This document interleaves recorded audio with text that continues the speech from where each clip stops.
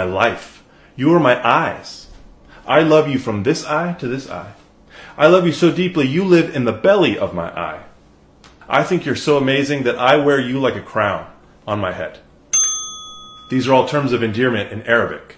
The language and the culture is so full of expressions of love, it's unbelievable. Was there ever a time when you tried so hard to do the right thing in spite of such unbelievably difficult circumstances? This is a story of Iraqis trying to choose hope and inclusiveness and love under unbelievable pressure. I lived with them in Iraq for 20 months as a relief worker. Iraqis feel honored if you drop by their house unannounced. If you compliment them on their shirt or their jewelry, they'll give it to you on the spot. And they will never, ever let you pay for something. Iraqis have been through a lot of traumas in recent years. They're still dealing with violent conflict and sort of a climate of always feeling afraid for your safety. Young people, smart young people are graduating and they can't find jobs. Even electricity and water is hard to come by. On October 1st, Iraqis went to the streets and started protesting peacefully. Basically, they said, we no longer want a system that is made to divide us into our groups, Sunni, Shia, Christian, Kurdish. We want a society that's inclusive of everybody and functions so that we can all live well. Thousands and thousands of people are camped out in Baghdad and other cities, making each other food and painting murals on the walls, watching the Iraqi national soccer team win on the big screen. It's an exciting moment when people feel like they can be part of making this the Iraq that they know and love in their heart. But fear is such a strong force. Militia groups and security forces have been attacking protesters in horrible ways. Snipers on the roof that'll shoot an unarmed person out of nowhere. They'll shoot rocket-propelled gas canisters as big as a soda can that'll go into people's heads. There have been full-scale massacres of unarmed civilians in Karbala and other places. They also kidnap people. Many are still missing. Others turn up having been killed in unspeakable ways.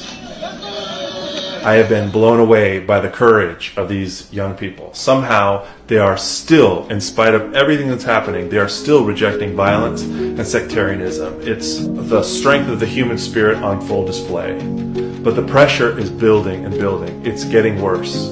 The purpose of the violence is to play on people's survival instincts and force them to defend themselves violently and get drawn into an armed conflict. Right now, Iraqis are at a really important fork in the road.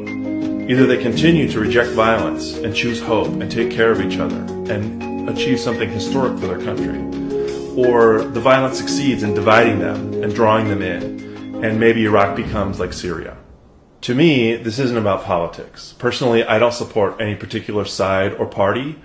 I pay attention to who are the Iraqis that are engaging in the process peacefully and constructively with a mindset of respect for the rights of everyone, and who's not. But the reason I'm telling you this story is because I know the heart and the spirit of Iraqis, and it's beautiful.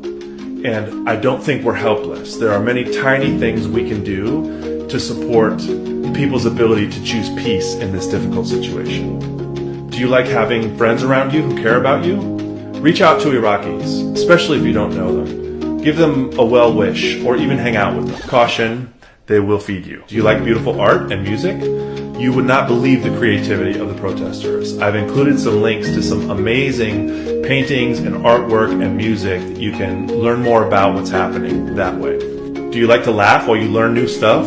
I highly recommend an Iraqi TV show by Ahmed al-Bashir. I put that link in there too. Do you like cold drinks and internet memes?